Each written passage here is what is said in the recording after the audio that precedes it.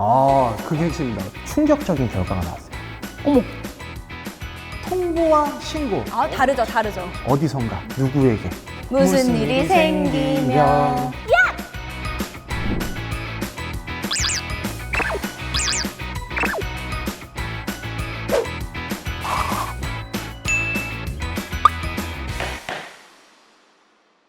국회 본회의에서 통과된 따끈따끈한 법안 쉽고 빠르게 소개해 드릴게요. 잉크도 안 마른 법률.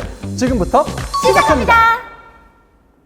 재범의 우려가 있다라고 봤기 때문이에요, 이번에. 이제 뭔가 물리적인 장치가 좀 바로 도입이 된 거잖아요. 그 사람도 아닌데 제3자인 척을 해가지고 누군가한테 접근을 하거나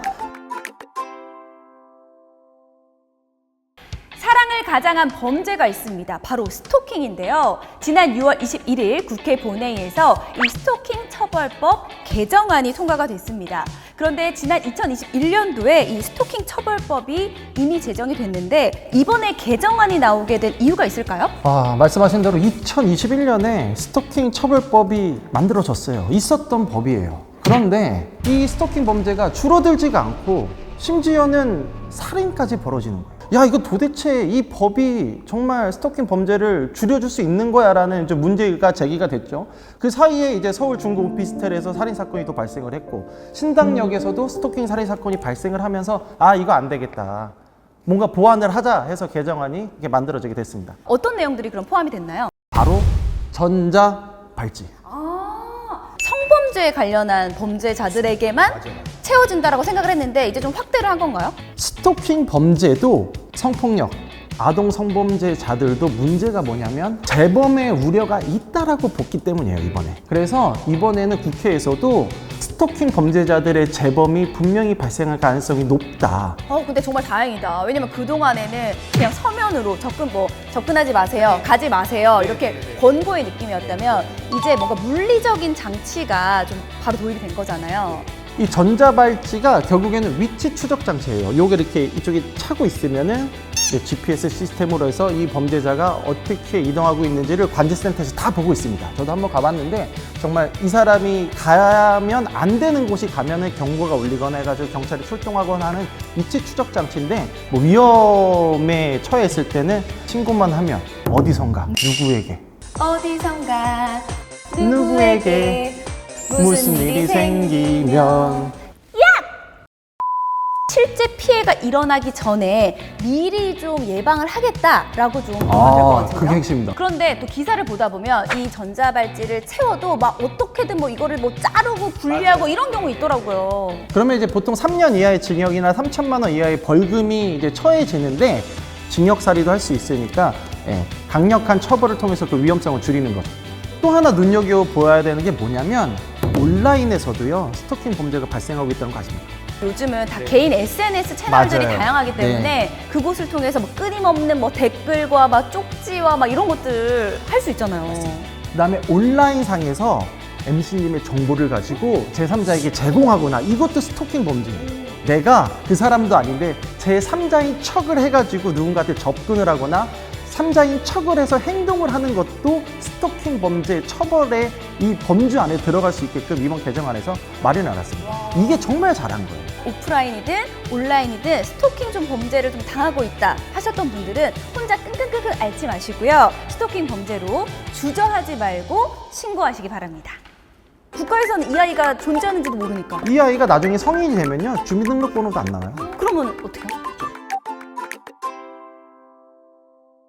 그동안은 출생 신고제였죠? 맞습니다. 정확합니다. 통보와 신고. 다르죠. 엄청나게 네. 차이가 있습니다.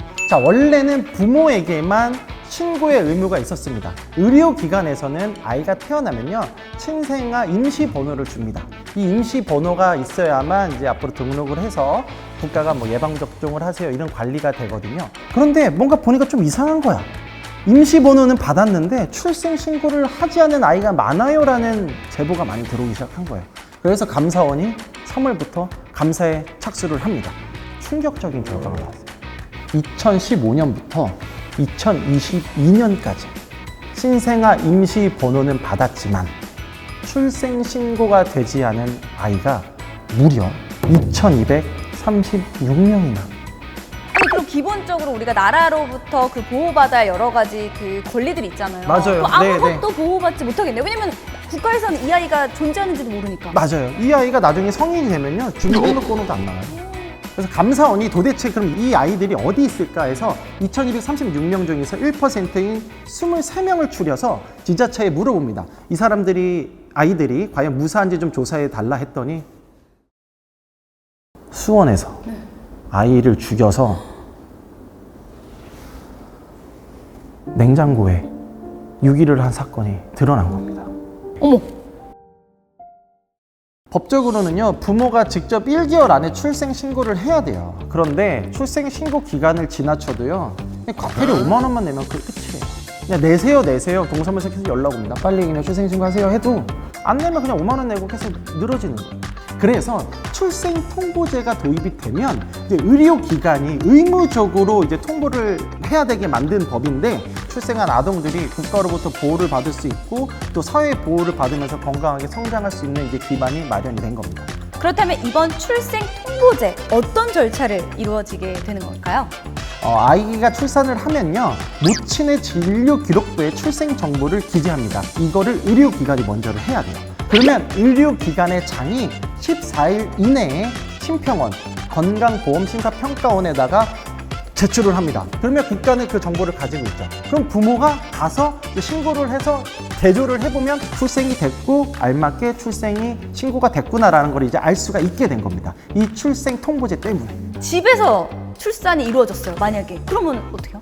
대부분의 집에서 출산하시는 분들은 긴급하게 출산을 하는 경우가 많아요. 그럴 때는 이제 구급대나 119의 어떤 도움을 받는데, 그 경우에도 구급대원들이나 119가 이렇게 출생 통보를 하게끔 의무화가 돼 있습니다. 그리고 신고 의무자에게 이제 만약 한 달이 지나도 출생 신고가 이루어지지 않으면 7일 이내에 다시 출생 신고를 하라고 독촉하는 통지문을 계속해서 보낸다라고 했는데, 그런데도 불구하고 독촉문을 보냈는데도 불구하고 계속 신고가 안 들어온다. 이러면 어떻게 되죠? 그러면 법원의 허가를 받아서 직권으로 출생 신고를 할 수가 있습니다. 이제 우리나라에서 태어나는 모든 아이들이 누구나 안전하고 또 행복하게 이 나라에서 살아갈 수 있는 권리를 받게 되기를 바라 보겠습니다.